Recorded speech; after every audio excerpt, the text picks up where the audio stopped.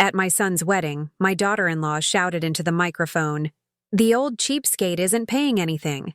Leave a check for $80,000. Everyone laughed at me. I left in silence and made a call. 15 minutes later, the waiter played a video on the big screen. "She fainted on the spot. I'm glad to have you here. Follow my story until the end and comment the city you're watching from so I can see how far my story has reached." I should have known it was coming. The signs were all there. The way Susan rolled her eyes whenever I spoke, how she'd whisper to my son Michael during family dinners, the subtle comments about my simple lifestyle. But nothing could have prepared me for what happened at their wedding reception. The Riverside Country Club was decorated beautifully, I'll give Susan that. White roses everywhere, crystal chandeliers casting a warm glow over the 150 guests. I sat at table 7, not with the immediate family as I'd expected, but squeezed between Michael's college roommate and some distant cousins I barely knew. Susan had made the seating arrangements, of course. I wore my best dress, navy blue with small pearls, the one I'd bought for my late husband's funeral 3 years ago. It wasn't designer like the other mothers of the groom I'd seen, but it was clean and appropriate. Or so I thought. The first few hours went smoothly enough. I smiled for photos, made small talk with strangers, and watched my only child dance with his new wife. Michael looked so happy, his face glowing with that newlywed bliss. I remembered feeling that way once, 35 years ago, when his father and I were just starting out. The trouble began during the toasts. Susan's father spoke first, going on about their family's traditions and values. Then Michael's best man told embarrassing stories from college. Finally, it was time for the parents to speak. Susan's mother went first, delivering a polished speech about love and commitment that felt rehearsed, but appropriate. Then the microphone was passed to me. I stood up slowly, my hands trembling slightly as I held the microphone. The room fell quiet, all eyes on me. I'd practiced my speech for weeks, keeping it simple and heartfelt. "I want to thank everyone for being here to celebrate Michael and Susan," I began, my voice steady despite my nerves. "Michael has always been the light of my life, and seeing him so happy makes my heart full. Susan, welcome to our family. I know you'll take good care of each other." I was about to continue when Susan suddenly stood up at the head table. Her face was flushed, whether from champagne or anger I couldn't tell. "Wait, hold on," she said, her voice cutting through the quiet room. She reached for the microphone, and I handed it to her, thinking she wanted to add something sweet. Instead, she turned to face the entire reception, her voice amplifying through the speakers. "Before we finish with all these touching speeches, I think we should address the elephant in the room," Susan announced, her words slightly slurred. "Michael's mother here talks about family, but where's her contribution to this wedding? We spent $43,000 on this reception alone, and the old cheapskate hasn't paid for anything, not even a proper engagement gift." My stomach dropped. The room went completely silent except for the soft jazz music still playing in the background. "Susan," Michael started to say, but she waved him off. "No, Michael. Someone needs to say it. She shows up in her discount dress, eats our expensive food, drinks our premium bar, and what does she contribute? A $20 picture frame from Target, and some excuse about being on a fixed income." Susan laughed, but it wasn't a pleasant sound. The least she could do is write a check. Maybe $80,000? Actually help pay for the wedding she's enjoying so much? The silence that followed was deafening. Then slowly, people began to chuckle. Quiet at first, then louder. Susan's friends at the head table were practically cackling. Even some of my own relatives were smiling behind their napkins. I felt my face burn with humiliation. $80,000. The number hung in the air like an accusation. To most people in this room, it probably seemed like pocket change. To them, I was just the poor mother-in-law who couldn't keep up with their lifestyle. "Susan, that's enough," Michael finally said, but his voice lacked conviction. He looked embarrassed, but not angry, not defensive of his mother, just uncomfortable that his wife had aired their private conversations in public. I set my napkin down carefully and stood up. Every eye in the room was on me, waiting to see how the poor old woman would react to being called out so publicly. Some faces showed pity, others amusement. a few genuine shock at Susan's cruelty. But I didn't defend myself. I didn't make excuses about my modest teacher's pension or explain that I'd been saving every penny for months just to afford the mother-of-the-groom dress and the hotel room for the weekend. Instead, I simply said, "Excuse me," and walked toward the exit. Behind me, I could hear Susan continue talking, probably making jokes about my dramatic exit. The laughter followed me across the marble floor of the country club lobby. By the time I reached the parking lot, my hands were shaking so badly I could barely find my car keys. I sat in my old Honda Civic for several minutes, listening to the muffled sounds of the party continuing without me. Through the windows, I could see the warm lights of the reception, the silhouettes of people dancing and celebrating. My son's wedding, and I was sitting alone in a parking lot because his wife had decided to humiliate me in front of everyone we knew. The worst part wasn't even the money comment. It was the laughter.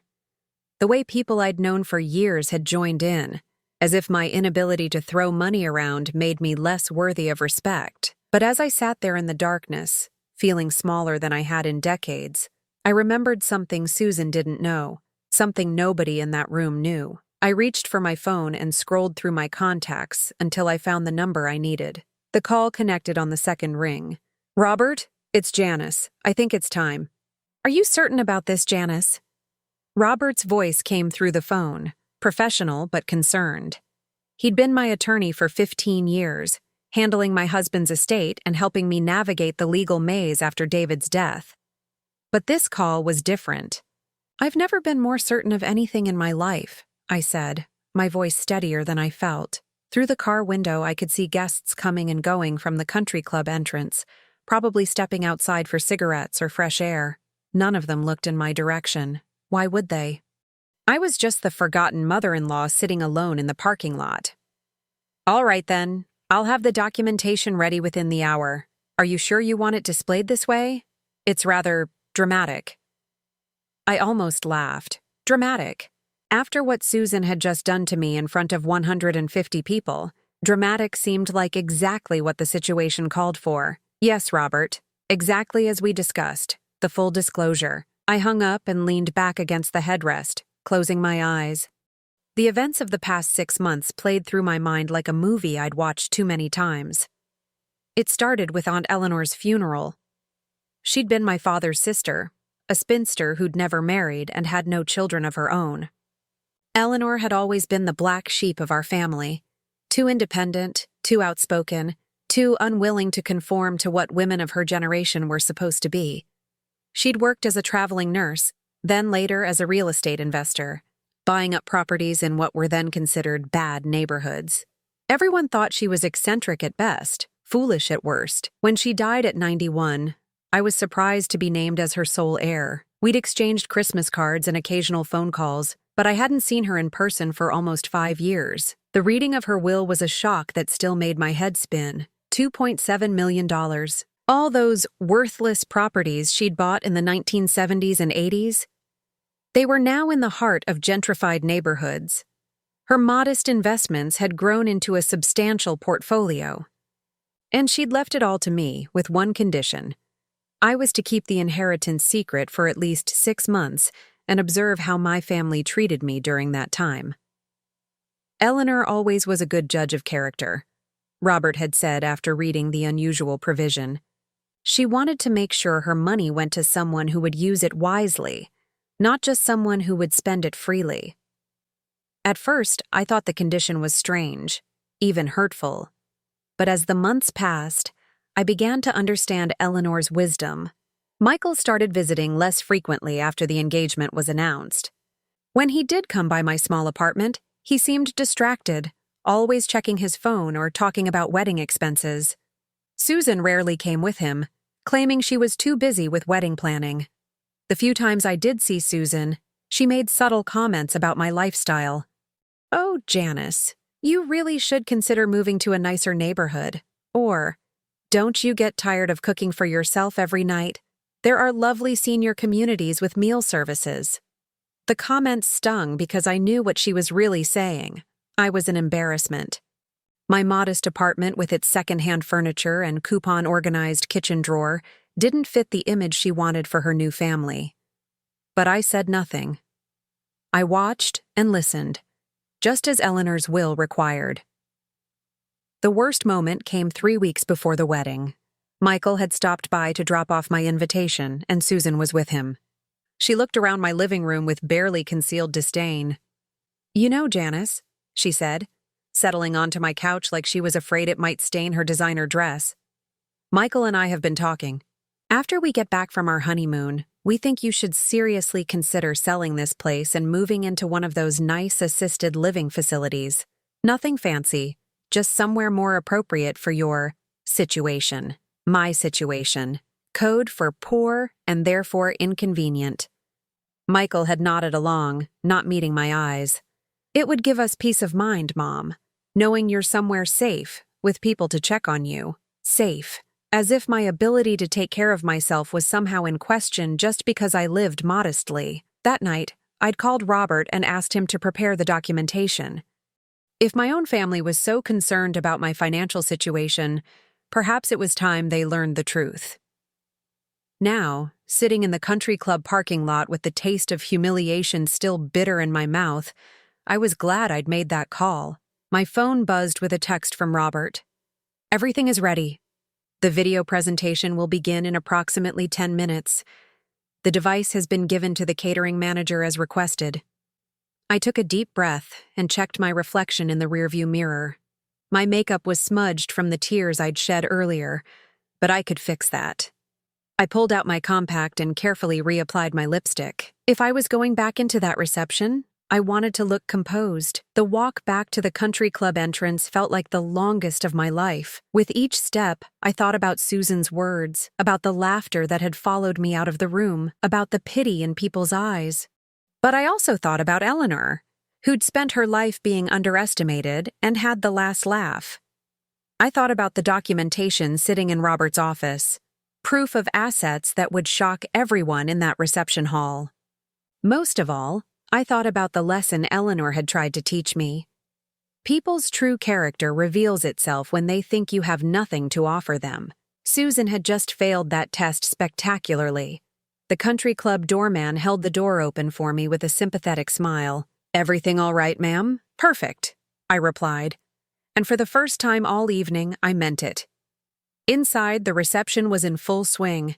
The band was playing, couples were dancing, and the bar was still busy. I noticed that Susan was back at the head table, laughing loudly with her friends, probably still reveling in her public takedown of the poor mother-in-law. I made my way back to table 7, sliding into my seat as quietly as possible.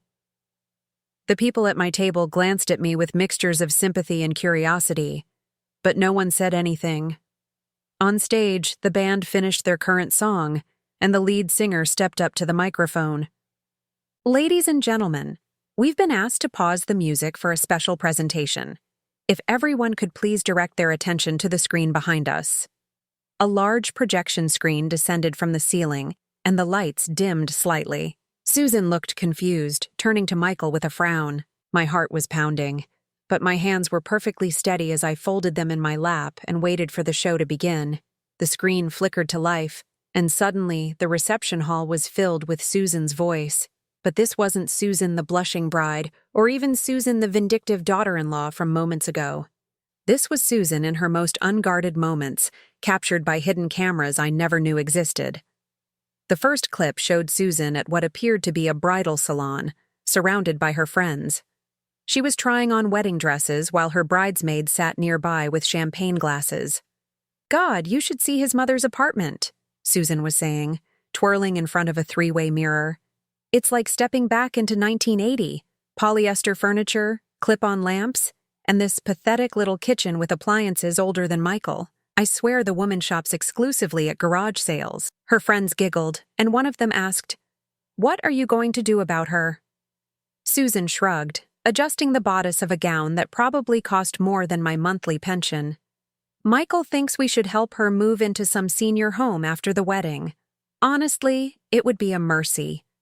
The woman is clearly struggling, and it's embarrassing for our family image." I felt my chest tighten as I watched my future daughter-in-law discuss my life like I was a problem to be solved. Around me, the reception guests were shifting uncomfortably in their seats. The easy laughter from earlier had died completely. The video cut to another scene. Susan at what looked like a country club lunch with her mother and sister. They were sitting on an outdoor terrace, mimosas in hand, while Susan showed them something on her phone. "Look at this," Susan said, holding up her screen. "This is what she gave us for our engagement. A $20 picture frame from Target. I'm not even kidding." Her mother grimaced. "Oh dear. Well, perhaps she doesn't understand the expectations." "She understands perfectly," Susan replied, her voice sharp with irritation. "She's just cheap. Michael keeps making excuses about her being on a fixed income, but honestly, how fixed can it be? She worked as a teacher for 30 years. She should have some savings, some investments. Instead, she acts like every penny is precious." Susan's sister leaned forward conspiratorially. "Maybe she's hiding money. You know how these old people can be, paranoid about spending anything." "If she is, she's doing a damn good job of it," Susan laughed bitterly. "Her apartment looks like a thrift store exploded. And don't get me started on her wardrobe. I've seen the same 5 outfits rotating for months." The camera caught Susan's face in profile as she continued. "The worst part is how Michael defends her. He acts like her poverty is somehow noble, like she's making sacrifices for some greater good. It's pathetic." I could feel eyes turning toward me throughout the reception hall. Some guests looked shocked, others mortified. At the head table, Michael's face had gone pale, and he was staring at his wife with an expression I'd never seen before. The video shifted again, this time showing Susan on the phone in what appeared to be her apartment. She was pacing back and forth, gesticulating wildly as she spoke. "I'm telling you, Mom, something has to be done about her," Susan was saying. "She's going to be a constant embarrassment." Can you imagine introducing her to the partners at Michael's firm? "Oh, this is my mother-in-law. She shops at Walmart and drives a 15-year-old Honda." There was a pause as Susan listened to whoever was on the other end of the call. "No, I don't think she has any money stashed away. Trust me, I've looked. The woman probably has less than $5,000 to her name. Michael keeps talking about helping her, but I didn't marry him to become a charity case for his pathetic mother." The words hit me like physical blows. Pathetic. Charity case. Embarrassment. This was how my son's wife really saw me. Not as a person deserving of respect, but as a burden to be managed or hidden away. The final clip was the most devastating. It showed Susan and Michael in their shared apartment, apparently having an argument. Michael was sitting on their couch while Susan stood in front of him, her arms crossed. "Your mother is becoming a real problem," Susan was saying. "The wedding is in 3 weeks, and I'm already worried about how she's going to look next to my family. My parents spent $18,000 on their outfits alone, and she'll probably show up in some discount store dress." Michael's voice was quiet but defensive. "She's doing her best, Susan. She doesn't have the resources your parents do." "That's exactly my point," Susan snapped. "She doesn't have resources, which means she's going to be our responsibility forever. Do you want to be supporting your mother for the rest of your life? Because that's what's going to happen." "She's not asking for support," Michael protested weakly. Susan laughed, a harsh sound that echoed through the now silent reception hall. "She doesn't have to ask. Look at her, Michael. She's 63 years old, living in a rundown apartment, driving a car that belongs in a junkyard. She's one emergency away from being completely destitute. And when that happens, guess who she's going to turn to?" The video showed Michael running his hands through his hair, looking exhausted. "What do you want me to do, Susan? Cut her out of my life?" "I want you to set boundaries," Susan replied firmly. "After we're married, we need to make it clear that we can't be her financial safety net. Maybe if she understands that, she'll make better decisions about her future." The screen went black, and the reception hall fell into complete silence. The only sound was the soft hum of the air conditioning and the distant clatter of dishes from the kitchen. I sat perfectly still, watching as 300 people processed what they'd just witnessed. Susan's face had gone completely white, and she was gripping the edge of the head table so tightly her knuckles were visible even from my distant seat. Michael was staring at her with a mixture of shock and horror, as if he were seeing his wife clearly for the first time. "Susan," he said quietly, his voice carrying in the silence. What the hell was that? Susan's mouth opened and closed several times, but no words came out. She looked around the room desperately, searching for some explanation, some way to undo what everyone had just seen and heard. Finally, she managed to speak, her voice barely above a whisper. I don't. Those were private conversations. This is illegal. Someone recorded me without permission, but her protests fell flat. The damage was done. Everyone in that room now knew exactly what she thought of me, exactly how she'd planned to handle the problem of Michael's embarrassing mother. At table 7, the woman sitting next to me leaned over and whispered, "My God, I had no idea. I'm so sorry." Similar murmurs were rising from tables throughout the hall. The mood had shifted completely. Instead of being the object of pity or ridicule, I'd become the victim of a cruel woman's calculated cruelty. Susan stood up abruptly, swaying slightly on her feet. For a moment, I thought she might try to explain herself, to somehow justify what everyone had just witnessed. Instead, her eyes rolled back and she collapsed, fainting dead away onto the pristine white tablecloth of the head table. Chaos erupted the moment Susan hit the table.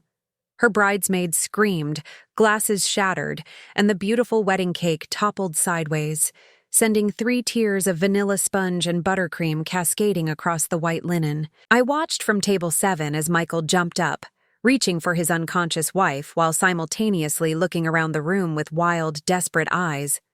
This wasn't how he'd imagined his wedding day ending. His bride passed out cold while the entire reception processed the ugly truth about who she really was. "Someone call 911!" Susan's mother shrieked, rushing toward the head table while trying to maintain some semblance of dignity in her $1,500 mother-of-the-bride dress. But the country club manager was already on it, speaking quietly into his radio while several staff members hurried over with ice water and smelling salts. This clearly wasn't the first time they'd dealt with a wedding crisis, though I doubted they'd ever seen anything quite like this.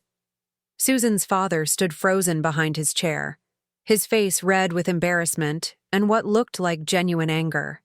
He kept glancing between his unconscious daughter and the now blank projection screen, as if trying to reconcile the poised young woman he'd raised with the cruel person everyone had just witnessed. The room buzzed with whispered conversations as guests tried to process what they'd seen. Some were pulling out their phones, probably texting friends and family who hadn't attended. Others were gathering their purses and wraps, clearly ready to make a hasty exit from what had become the most uncomfortable social situation of their lives. But I remained seated, watching it all unfold with a strange sense of calm. This wasn't how I'd planned to spend my son's wedding reception, but there was something deeply satisfying about watching Susan face the consequences of her own cruelty. After what felt like hours, but was probably only minutes, Susan's eyelids fluttered open. She looked confused at first, blinking up at the circle of concerned faces hovering over her. Then awareness crept back in, and with it, the horrifying memory of what had just happened. "The video," she whispered, her voice hoarse. Who did this?" Michael helped her sit up, but his movements were mechanical, like he was going through the motions without really being present. "Susan, we need to talk about what I just saw. It wasn't supposed to happen like this," Susan said, her voice getting stronger but taking on a defensive edge. "Those were private conversations. Someone violated my privacy." "Your privacy?" Michael's voice was quiet, but I could hear the anger building underneath. "Susan, you called my mother pathetic. You said she was an embarrassment to our family." Susan struggled to her feet, aided by her bridesmaids, but she was clearly unsteady. Whether from the fainting episode or the alcohol she'd consumed earlier, I couldn't tell. "Michael, you have to understand," she began, reaching for his hands. He pulled away. "I was frustrated. Planning this wedding has been so stressful, and your mother. She just doesn't understand the kind of life we're trying to build." "The kind of life we're trying to build?" Michael repeated, his voice getting louder. "What kind of life requires humiliating my mother in public?" Around the room, conversations had mostly stopped as people strained to hear the drama unfolding at the head table. Some guests were openly staring now, no longer pretending to mind their own business. Susan looked around desperately, seeming to realize for the first time that her breakdown was being witnessed by everyone they knew. "Can we please discuss this privately?" "Like you discussed me privately?" I spoke for the first time since returning to the reception, my voice carrying clearly across the silent room. "In bridal shops and country clubs in your apartment?" Every head turned toward me. I stood up slowly, smoothing down my discount dress, the one Susan had mocked so cruelly just an hour earlier. "You wanted to know about my financial situation, Susan," I continued, walking toward the head table with measured steps. "You seemed very concerned about whether I could contribute to your expensive lifestyle." Susan's face went pale again. "Janice, I'm sorry. I was upset. I said things I didn't mean." "Oh, but you did mean them," I replied calmly. "That's what made those recordings so illuminating.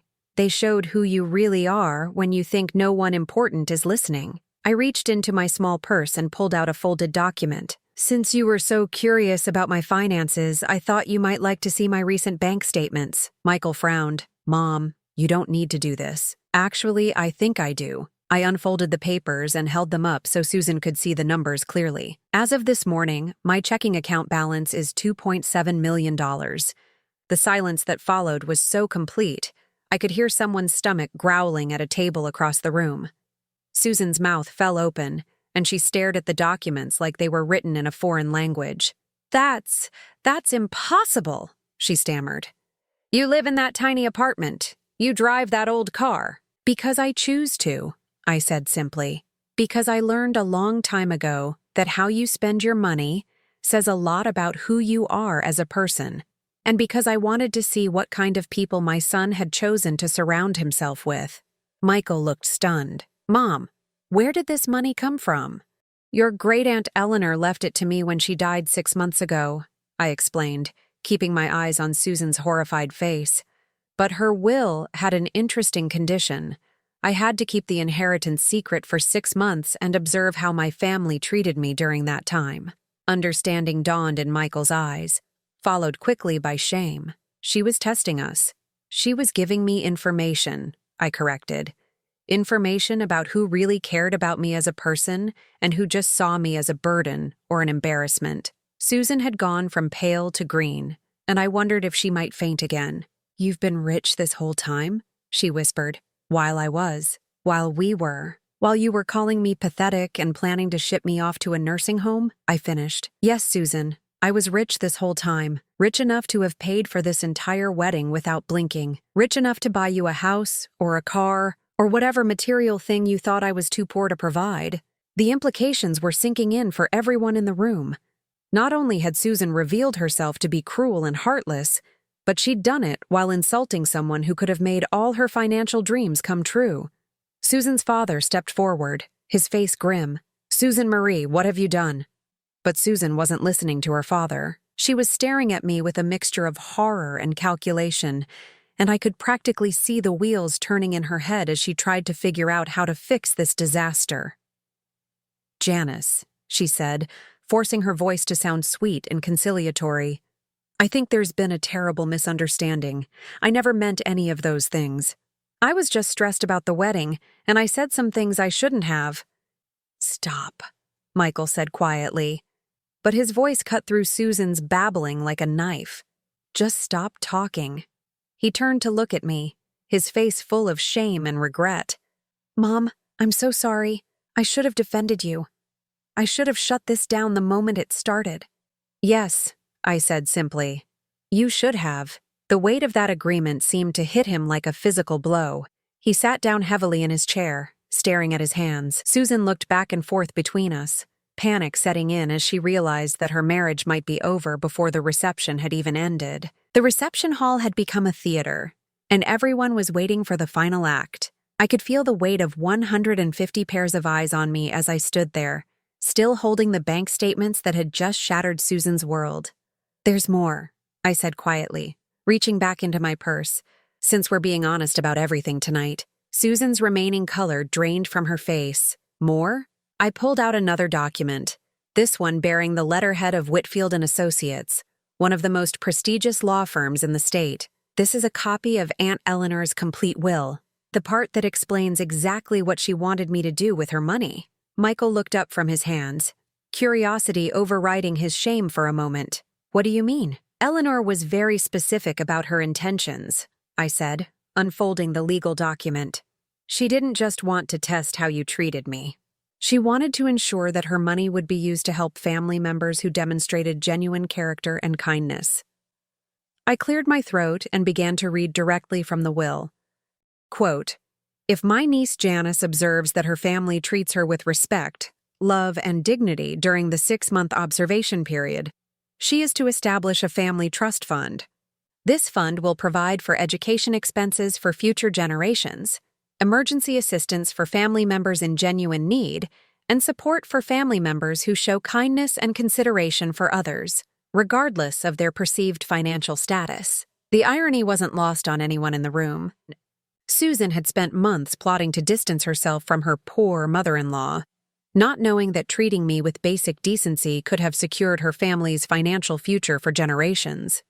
However, I continued reading, if Janice observes cruelty, manipulation, or treatment based solely on perceived financial status, she is to donate the entire inheritance to charitable organizations, with the exception of funds set aside for family members who demonstrated genuine kindness during the observation period. Susan's legs gave out and she sank back into her chair. "You're going to give it all away," she whispered. "Most of it, yes," I confirmed. Eleanor specified several charities that help elderly people maintain their independence and dignity. It seems fitting, doesn't it? I turned to address the room more broadly. But there will be one family trust established. Not for Michael, unfortunately, since he allowed his wife to treat me so poorly without intervention, but for my future grandchildren, if and when they exist, provided they're raised with values that Eleanor would have approved of. Michael's head snapped up.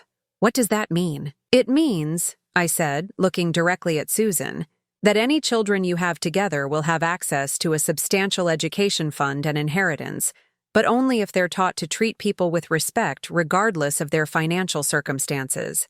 The trustees will monitor this closely." Susan's breathing was becoming rapid and shallow. "You can't do this.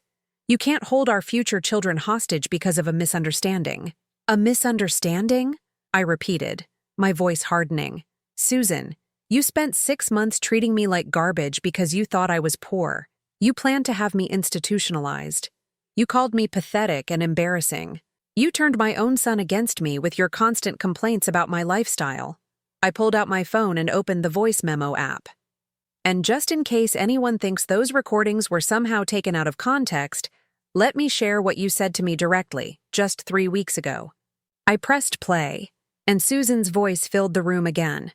But this time it was a recording I'd made myself during that terrible conversation in my apartment. "You know, Janice, Michael and I have been talking.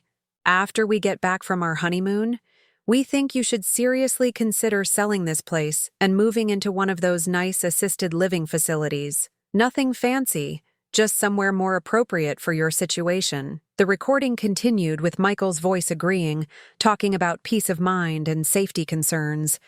I stopped the playback and looked at my son. "You were planning to have me committed to a nursing home," I said. "Not because I needed care, but because I was an embarrassment to your new lifestyle." Michael's face crumpled.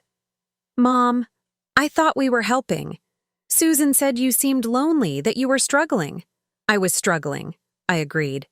Struggling to understand why my own son had stopped seeing me as a person worth respecting.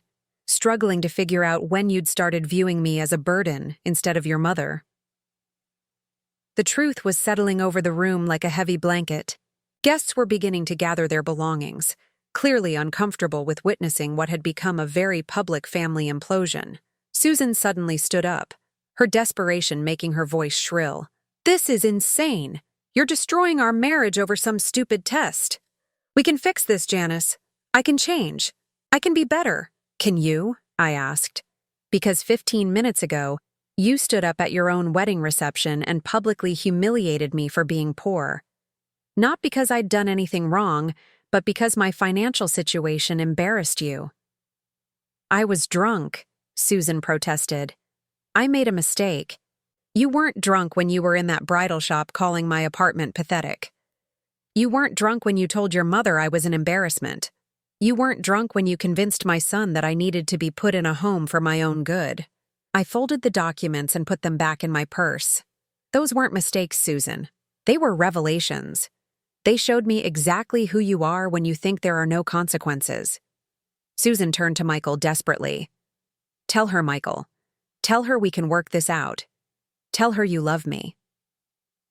Michael looked at his wife for a long moment, and I could see him really seeing her for the first time. Not the beautiful, poised woman he'd fallen in love with, but the cruel, calculating person she'd revealed herself to be. "I thought I did," he said quietly, "but I don't think I ever really knew you." The finality in his voice seemed to break something in Susan. She let out a sound that was half sob, half scream, and ran toward the exit, her wedding dress trailing behind her like a symbol of everything she'd just lost. Her bridesmaids looked at each other uncertainly, then hurried after her, leaving the reception in complete disarray. I turned to Michael, who was sitting alone at the head table surrounded by overturned champagne glasses and the ruins of their wedding cake. "I'm sorry it happened this way," I said, and I meant it. "But I'm not sorry you found out who she really was before it was too late to change course." Michael nodded slowly, tears running down his face. "I failed you, Mom. I let her turn me against you, and I was too weak to stop it." "Yes," I said simply. "You did fail me. But people can change, Michael, if they really want to." I reached into my purse one more time and pulled out a business card. "This is my new attorney's information. When you're ready to talk about your future and whether Susan will be part of it, call him. There are some decisions you'll need to make about how you want to move forward." I handed him the card and started to walk away, then paused. "The trust fund for your future children is real, Michael. But it comes with conditions that will require you to become the man I raised you to be, not the man Susan tried to turn you into." As I walked toward the exit, I could hear the murmur of conversations resuming behind me. People would talk about this wedding for years to come, but not for the reasons Susan had hoped. 6 months later, I sat in my favorite chair in my small apartment, watching the morning sun filter through the same clip-on lamps that Susan had mocked so cruelly. The apartment looked exactly the same: polyester furniture, garage sale finds, and all the modest comforts that had somehow become symbols of shame in my former daughter-in-law's eyes. But everything had changed.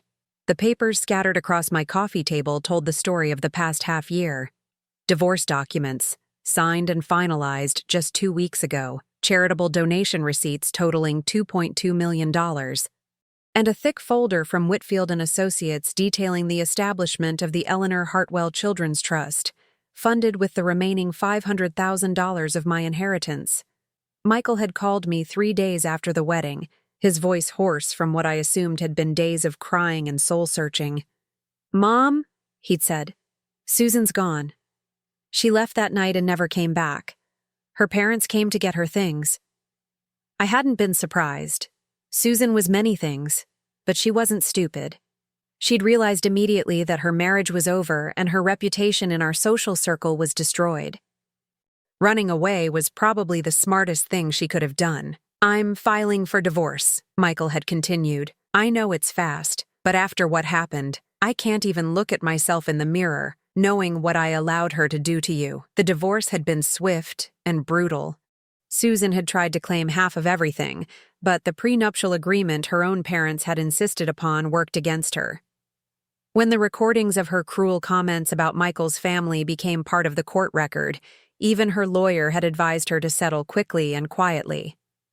She'd left town entirely. I'd heard through the gossip network that still connected our old social circle, moved back to her parents' house in another state, claiming she needed time to heal from the trauma of having her privacy violated. The irony of Susan calling herself the victim in this situation wasn't lost on anyone who'd witnessed her performance at the wedding. Michael had moved back into his old apartment, the one he'd shared with Susan before they'd bought their house together. He'd called me once a week since the divorce was finalized, but our conversations were stilted and awkward. He knew he'd failed me, and I wasn't ready to pretend otherwise just to make him feel better. "I keep thinking about what you said," he'd told me during our last conversation. "About becoming the man you raised me to be instead of the man Susan tried to turn me into. I don't even know where to start." "Start with yourself," I'd suggested. "Figure out who you are when you're not trying to impress someone or live up to someone else's expectations." It was good advice, though I knew it would take him years to fully understand what I meant. A knock at my door interrupted my thoughts. I wasn't expecting anyone, and for a moment, my heart skipped, wondering if it might be Susan, back to cause more trouble. But when I opened the door, I found a young woman I didn't recognize, holding a manila envelope. "Mrs. Hartwell? I'm Jennifer Martinez from the Riverside Community Center. I have something for you." I invited her in, curious about what could bring a stranger to my door on a Tuesday morning. "We received a very generous donation to our senior services program," Jennifer explained, settling onto my polyester couch without any of the disdain Susan had shown. "The donation came with specific instructions that we find the donor and thank her personally." She opened the envelope and pulled out a photograph that made my breath catch. It was a picture of me at the community center's Thanksgiving dinner for seniors last year, serving food to elderly residents who couldn't afford a traditional holiday meal. I remembered the day clearly. It had been just a few weeks before Michael's engagement, and I'd volunteered because I was dreading spending the holiday alone. "The person who sent us this photo said you volunteer here regularly, but never under your real name," Jennifer continued. "She said you always just sign in as Jay and refuse to let us put you on any recognition lists." I stared at the photograph, confused. "I don't understand. Who sent this?" Jennifer smiled. "Mrs. Eleanor Hartwell. She said she was your aunt and that she'd been watching you volunteer here for years. She wanted us to know that her donation was inspired by seeing how you treated people with kindness and respect, regardless of their circumstances." My eyes filled with tears. Eleanor had been watching me, even before she'd written her will. She'd seen me serving meals to seniors who reminded me too much of my own uncertain future, and she'd understood something about my character that even my own family had missed. "She left specific instructions that the money be used to expand our meal delivery program," Jennifer continued. "She wanted to make sure that elderly people in our community could maintain their independence and dignity in their own homes, just like she'd observed you helping others do." I wiped my eyes, thinking about Eleanor's final gift. It wasn't just the money she'd left me. It was the knowledge that someone had seen my worth when I felt invisible to everyone else. "There's one more thing," Jennifer said, pulling out another document. "Mrs. Hartwell established a volunteer recognition fund in your honor. Every year, we'll recognize a volunteer who demonstrates exceptional kindness and compassion toward seniors. The first recipient gets a small cash award and a plaque, but more importantly, they get the satisfaction of knowing their kindness has been noticed and valued." She handed me a small plaque with my name engraved on brass. "You're the first recipient, of course. Mrs. Hartwell was very specific about that." After Jennifer left, I sat holding the plaque and looking around my small apartment with new eyes.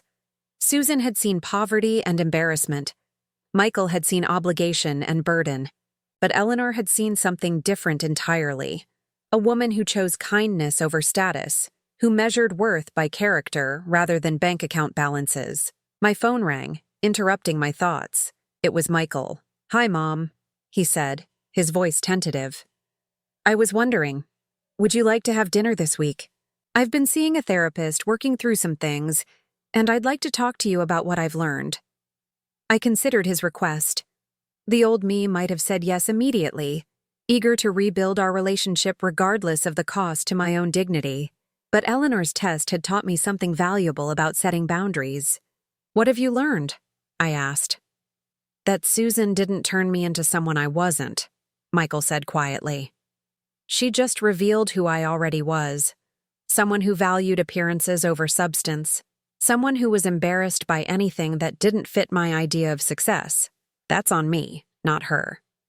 It was a good start. "I've also learned that you've been taking care of people in our community for years, and I never even knew about it. Mrs. Patterson from the community center called me yesterday. She said you've been driving her to doctor's appointments for 3 years. Mrs. Patterson was 87 and had no family nearby. Driving her to appointments was such a small thing that I'd never thought to mention it to anyone. She told me about a lot of things you do that I never knew about, Michael continued. Grocery shopping for homebound seniors, visiting people in the hospital who don't have family, organizing meal trains for neighbors going through rough times. You've been living the values you tried to teach me, while I was busy judging you for not having enough money. I felt something ease in my chest, a tension I'd been carrying for months. I'd like to have dinner, I said finally. But not because I'm ready to pretend nothing happened, because I think you might finally be ready to understand what did happen. I am, Michael said. And Mom, I'm proud of you. Not because of Aunt Eleanor's money, but because of who you are when you think no one important is watching. After we hung up, I walked to my bedroom and opened the jewelry box where I kept my most precious possessions. Inside was a letter Eleanor had written to me, delivered by her attorney along with the inheritance documents. I'd read it dozens of times, but the words still moved me. Dear Janice, it began, if you're reading this, then my little test has run its course. I hope it taught you what it taught me. That the people who love you for who you are will love you regardless of your circumstances, and the people who don't aren't worthy of your energy. You have spent your life being kind when kindness wasn't easy, generous when you had little to give, and dignified when others tried to strip away your dignity.